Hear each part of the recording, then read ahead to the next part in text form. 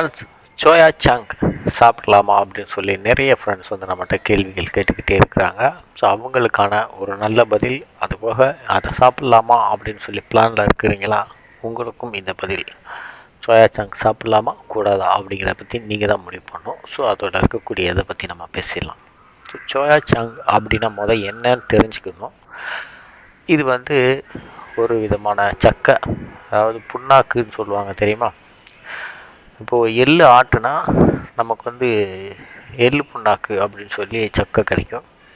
அதே போல் கடலை பருப்பு ஆட்டுனா கடலை எண்ணெய் எடுத்தது போக கடலையிலேருந்து ஒரு புண்ணாக்கு கிடைக்கும், அதோட கழிவு. அதே போல் சோயா சங்க் அப்படிங்கிறது சோயா பீன்ஸ் அப்படிங்கிற ஒரு பயிர்லேருந்து எடுக்கக்கூடிய ஒரு பொருள். இந்த பயிர்லேருந்து ஆட்டி அதை ஒரு ப்ராசஸ் பண்ணி நமக்கு வந்து பால் எடுக்கிறாங்க. சோயா மில்க், சோயா பால் பவுடர் இதெல்லாம் தயார் பண்ணுறாங்க. இது எடுத்தது போக மீதம் இருக்கக்கூடிய சக்கை, அதோட புண்ணாக்கு தான் சோயா சங்க் அப்படின்னு சொல்லி அந்த ஈரமாக இருக்கும்போதேவும் அதை மிஷினில் கொடுத்து ஒரு மாதிரி உருண்டையாக செஞ்சு அதை வந்து ப்ராசஸ் பண்ணி ட்ரை பண்ணி காய போட்டு நமக்கு வந்து விற்பனைக்கு வருது. இந்த சோயா சங்கு வந்து முன்னாலெல்லாம் என்ன செய்வாங்க, வியாபாரத்தில் என்ன செய்வாங்கன்னா, நிறைய இடங்களில் வந்து பார்த்திங்கன்னா கல்யாண வீட்டில் இல்லை வீட்டில எல்லாம் பிரியாணி போடும்போது போடுவாங்க. நீங்கள் பார்த்துருப்பீங்க. ஒரு 90s கிட்ஸாக இருந்தீங்கன்னா நிறைய இடங்களில் வந்து யூஸ் பண்ணியிருப்பாங்க, இல்லை அதுக்கு முன்னாலே யூஸ் பண்ணியிருப்பாங்க. அதே போல் சிலர் வந்து பொரிக்கறி பொரியல் இந்த மாதிரி செஞ்சு கூட அதை சாப்பிடுவாங்க பிரியாணியில்.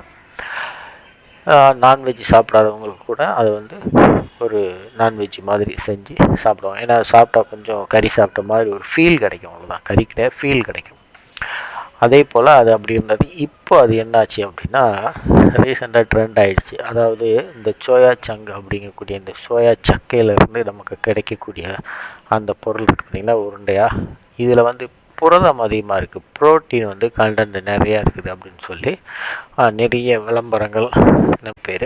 ஸோ அந்த விதத்தில் வந்து இந்த சோயா சங்கை பற்றி தெரியாமல் புரோட்டீன் நிறையா இருக்குது அப்படின்னு சொல்லிட்டாங்க என்பதற்காக அதை வந்து அதிகமாக வந்து வாங்கி சாப்பிடக்கூடிய ஆண்களும் இருக்காங்க, பெண்களும் இருக்காங்க. இதில் நமக்கு என்ன விளைவு ஏற்படுது அப்படின்னு பார்த்திங்கன்னா, புரோட்டீன் அதிகமாக இருக்குது அப்படிங்கிறதுக்காக அதில் சில தேவையில்லாத விஷயங்கள்லாம் இருக்குது. ஸோ அதோடு சேர்த்து பார்க்கும்போது பெண்கள், அதாவது நம்ம வந்து ஓவரால் பார்த்துடலாம். இது அதிகமாக எடுத்தீங்க அளவுக்கு மீறி, அதாவது ரெகுலராக நான் எடுக்கிறேங்க, டெய்லி இதை நான் சாப்பிட்றேன், எனக்கு ப்ரோட்டீன் கிடைக்குது, அதாவது விலை மலிவாக கிடைக்குது அப்படின்னு சொல்லி வாங்குறீங்க. அப்படி சாப்பிட்டீங்க அப்படின்னா உங்களுக்கு வந்து, அதாவது என்ன சொல்கிறது, சிறுநீரகத்தில் வந்து கல் வந்து வந்துடும், ஸ்டோன் அப்படி சொல்லக்கூடியது கண்டிப்பாக வந்து வரும். இது அதிகமாக பயன்படுத்தக்கூடிய நண்பர்களுக்கு வரும். சரியா? ரேராக பயன்படுத்தினா வராது, அதிகமாக பயன்படுத்தினா வரும். அது ஆணாக இருந்தாலும் பெண்ணாக இருந்தாலும். அதற்கு அடுத்தபடியாக இந்த சோயா சங்கை சாப்பிடும்போது கண் பார்வை குறைவும், காது கேளாமை, அதாவது காதுகள் கேட்கக்கூடிய ஒலித்திறனும் குறைவாகும் அப்படின்னு வந்து சொல்லியிருக்கிறாங்க.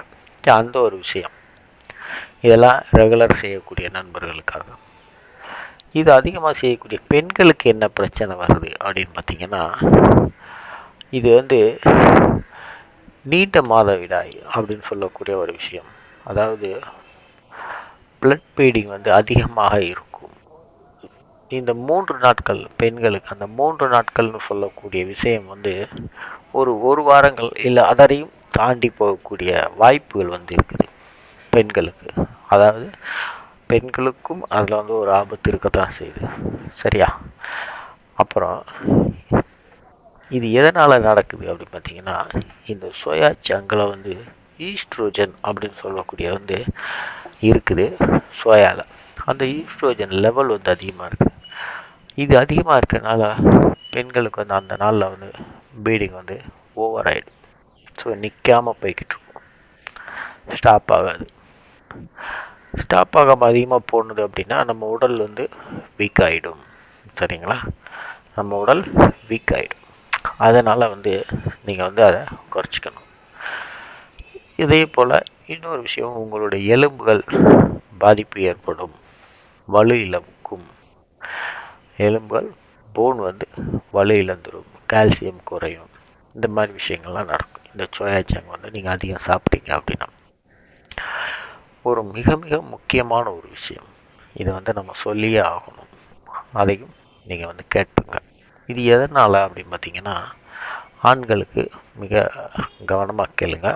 இந்த மாதிரி விஷயத்தை வந்து நீங்கள் ஆண்கள் ஜிம்மு போகிறவங்களா இருந்தாலும் சரி, ஜிம்மு போகாதவங்களா இருந்தாலும் சரி, இதை நீங்கள் அதிகம் எடுத்தீங்க அப்படின்னா, ஜிம்மு போயிட்டுருக்கிறீங்க அப்படின்போது உங்கள் ஜிம்மில் ரெஃபர் பண்ணியிருக்கலாம், இல்லை உங்களுடைய ஃப்ரெண்ட்ஸுங்களை வந்து சொல்லியிருக்கலாம். சரிங்களா? ஃப்ரெண்ட்ஸுகள், உங்கள் கூட செய்யக்கூடிய பார்ட்னர் யாராவது ஒருத்தர் சொல்லுங்க, ப்ரோட்டீன் நிறையா இருக்குடா, ப்ரைஸ் கம்மிடா, இது வந்து நீ வாங்கி சாப்பிட்டீங்கன்னா நமக்கு வந்து உடம்பு பெருசாகிடும் அப்படின்னு சொல்லி நிறைய பேர் வந்து இதை அதிகமாக சாப்பிட்றாங்க. இதை வந்து சாப்பிடக்கூடாது. அதிகம் சாப்பிட்டீங்கன்னா இன்னொரு விஷயம், உங்களுடைய குடல்கள் வந்து பிரச்சனை வரும் அப்படின்னு சொல்லியிருக்கிறாங்க டாக்டர்ஸ்லாம். அதையும் நீங்கள் வந்து தவிர்த்துடணும். மெயினான விஷயம் என்ன அப்படின்னு பார்த்தீங்கன்னா, ஆண்களுக்கு பெண்களை போன்ற மார்பகம் வரும், ஆண் மார்பகம் வரும் அப்படின்னு சொல்லியிருக்காங்க. சரிங்களா? அதனால் இது வந்து வளர்ச்சியை கொடுக்கும். அதாவது உங்களுடைய மார்பகம் வந்து பெண்களுக்கு இருப்பதை போல் முன்னால் கொஞ்சம் நீட்டிக்கிட்டு வரும். சரியா? இப்போ ஆண்களுக்கு மார்பகம் அப்படின்னா, இப்போ நீங்கள் பார்த்தீங்கன்னா தெரியும், அர்னால்டு செஸ்ட்டு, நம்ம ஜெய் கட்லரோட செஸ்ட்டு, ஏன் நம்ம ரோனி கோல்மானோட செஸ்ட்டு, கைக்ரீனோட செஸ்ட்டு, லெவ்ரோனியோட செஸ்ட், இந்த மாதிரி மிகப்பெரிய பெரிய பாடி பில்டர்ஸோட செஸ்ட்டெல்லாம் பார்த்தீங்கன்னா அப்படி இருக்காது. இத்தனைக்கும் அவங்க வந்து ஸ்டீராய்ட்ஸு இந்த மாதிரி நிறைய மருந்துகள், மெடிசின்லாம் நிறைய எடுத்திருப்பாங்க. ஆனால் அவங்களுக்கு அதை போன்ற செஸ்ட்டுகள் வந்து இருக்காது, சரியாக இருக்கும்.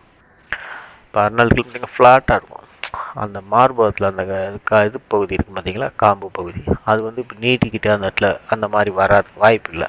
அவங்களுக்கு வந்து இல்லை. நீங்கள் பார்த்தீங்கன்னா தெரியும், நிறைய வீடியோஸ் வந்து பாருங்கள், நிறைய ஃபோட்டோஸ் பாருங்கள், அவங்களுக்குலாம் இருக்காது. நம்ம லோக்கல் பாடி பில்டர்ஸ் நிறைய பேர் பார்த்தீங்கன்னா அந்த மாதிரி இருக்கும். அவங்க மேடை ஏறுமா பார்த்தீங்கன்னா ரொம்ப ஷார்ப்பாக தெரியும். அவங்க மேடையை விட்டு இறங்கி கொஞ்சம் நாள் ஆயிடுச்சு அப்படின்னு பார்த்தீங்கன்னா கீழே அப்படி தொங்குன மானைக்கு இருக்கும். சரிங்களா? ஸோ இதெல்லாம் வந்து அந்த ஈஸ்ட்ரோஜனோட லெவல் அதிகமாயிடுச்சு அப்படின்னா ஆண்களுக்கு வந்து பெண் மார்பகம் வருவதற்கு வாய்ப்பு நிறைய இருக்கிறது. அதனால் இதை அதிக உபயோகப்படுத்துவதை தவிர்க்கவும். இலவசமாக உங்களுக்கு கொடுக்குறாங்க, அதாவது விலை மலிவாக கிடைக்குது அப்படிங்கிற ஒரு பொருள் வந்து விலை மலிவு, இதோட இலவசத்தை நாங்கள் சேர்த்து கொடுக்குறோம் அப்படின்னு சொல்லி நிறைய ஆடு நம்ம பார்த்து நிறைய பொருள் வாங்கியிருப்போம். ஆனால் அதில் சில விஷயங்கள் வந்து தவறுதலாக இருக்கும். அதே போல் இந்த சோயா சங்க் நமக்கு விலை குறைவாக கிடைக்குது, புரோட்டீன் நிறையா கிடைக்கும் அப்படின்னு சொல்லி நீங்கள் வாங்கி சாப்பிட்டீங்க அப்படின்னா, ஆண்களே உடற்பயிற்சி செய்யக்கூடியவர்கள், ஒரு உடலை நல்லா கட்டுக்கோ போச்சுக்கோ நினைக்கக்கூடியவங்க எல்லாருக்கும் இலவசமாக உங்களுக்கு பெண் மார்பகங்கள் கொடுக்கப்படும். சரியா? இந்த சோயா சங்க் சாப்பிட்டீங்கன்னா, நான் வந்து சொல்லிட்டேன், இந்த சோயா சங்க் வந்து இப்படி தான் இருக்கும், ப்ரைஸ் கம்மியாக கிடைக்குன்னு வாங்கினீங்கன்னா உங்களுக்கு தப்பு. இதில் இருந்தால் விலை மலிவான வே ப்ரோட்டீனும் தயாரிச்சிருக்காங்க. புரியுதுங்களா? வே ப்ரோட்டீன் சில கம்பெனிஸ்லாம் விலை மலிவாக கிடைக்குது அப்படின்னா அதுக்கு காரணம் வந்து அவங்க வந்து சோயாவிலேருந்து எடுக்கக்கூடிய மில்கை உபயோகப்படுத்தி வே ப்ரோட்டீன் செய்கிறாங்க. அப்போ அந்த ப்ரோட்டீன் வந்து விலை குறைவாக தான் இருக்கும். அந்த வே ப்ரோட்டீன் வாங்கி சாப்பிட்டீங்கனாலும் அதிகம் நீங்கள் எடுத்தீங்கனாலும் உங்களுக்கு இந்த வாய்ப்பு வரத்தான் செய்யும். அதனால் நீங்கள் நம்ம எதை சாப்பிட்றோம் அப்படிங்கிறத கவனமாக சாப்பிட்ணும். இதற்கு மேலே வந்து இந்த சோயா சங்கை நீங்கள் சாப்பிட்லாமா சாப்பிடக்கூடாதா அப்படிங்கிறத தீர்மானிக்கக்கூடியது உங்கள் கையில் தான் இருக்குது. சரியா? லெஃப்டா ரைட்டா அப்படிங்கிறத நீங்கள் பார்த்துக்கணும். சரியா? இதோட இந்த பதிவு வந்து முடிச்சிடலாம். இதில் வந்து நம்ம நிறையா பேசிட்டோம்னு நினைக்கிறேன். மீண்டும் அடுத்த ஒரு நல்ல பதிவில் உங்களை சந்திக்கிறேன். உங்கள் நண்பர்களுக்கு ஷேர் பண்ணுங்கள், சோயா சங்கை பற்றி சொல்லுங்கள். ஃப்ரெண்ட்ஸுகளே இதை வந்து யூஸ் பண்ணுங்கள். நம்ம சேனலை ஃபாலோ பண்ணுங்கள், லைக் பண்ணுங்கள், ஷேர் பண்ணுங்கள் வீடியோஸை. மீண்டும் அடுத்த ஒரு நல்ல